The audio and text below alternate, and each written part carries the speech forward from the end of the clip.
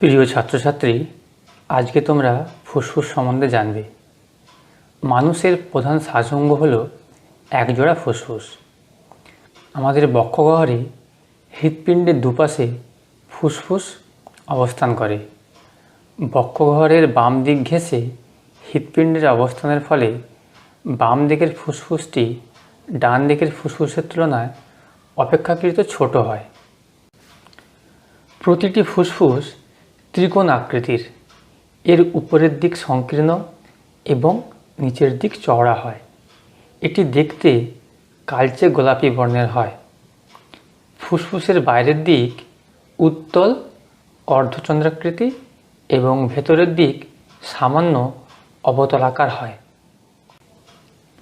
বাম দিকের ফুসফুস দুটি লতি বা লোব এবং ডান দিকের ফুসফুস তিনটি লতি বা লোবে বিভক্ত থাকে। প্রতিটি ফুসফুসের অভ্যন্তরে প্রতিটি ক্লোম শাখা বা ব্রঙ্কাস অসংখ্য শাখা প্রশাখায় ভাগ হয়ে সূক্ষ্ম শ্বাসনালিকা বা ব্রঙ্কিউল উৎপন্ন করে। সবশেষে ব্রঙ্কিউলের অগ্রভাগ স্ফীত ও প্রসারিত হয়ে অসংখ্য বায়ুথলি বা অ্যালভিওলাই সৃষ্টি করে। প্রতিটি ফুসফুসে প্রায় 10 কোটি বায়ুথলি থাকে। বায়ুথলির গায়ে ফুসফুসীয় রক্তজালক থাকে। ফুসফুসীয় বায়ুথলি ও ফুসফুসীয় রক্তজালকের মধ্যে অক্সিজেন এবং কার্বন ডাইঅক্সাইডের আদান প্রদান ঘটে এবং বহিস্থ শ্বাসক্রিয়া সম্পন্ন হয়। প্রতিটি ফুসফুস দ্বিস্তরীয় প্লুরা নামক আবরণ দ্বারা আবৃত থাকে। ফুসফুসের কাজ কি? এক কথায় বলা যায়, বাইরে থেকে বাতাস শরীরের ভেতরে টেনে নেওয়া, সেই টেনে নেওয়া বাতাস থেকে অক্সিজেনকে রক্তে পৌঁছে দেওয়া আর শরীরে তৈরি হওয়া কার্বন ডাইঅক্সাইড রক্ত থেকে টেনে নিয়ে বাতাসের সঙ্গে শরীর থেকে বের করে দেওয়া। আমরা শ্বাস নিই আর শ্বাস ফেলি কীভাবে? আমাদের পাঁজরের ফাঁকে যে পেশিগুলো আছে তাকে বলে পঞ্জর পেশি। বুক আর পেটের মাঝখানে ভেতরে আছে আরেকটি পেশি, এর নাম হলো মধ্যচ্ছদা বা ডায়াফ্রাম। এগুলির সাহায্যে একবার আমাদের বুকের খাঁচা ফুলিয়ে তোলা হয়, তখন বাতাস ভেতরে ঢোকে, একে বলে প্রশ্বাস। আবার এই পেশিগুলো ঢিলে হয়ে গেলে বুকের খাঁচা চুপসে যায় আর বাতাস ভেতর দিয়ে বেরিয়ে যায়, একে বলে নিঃশ্বাস।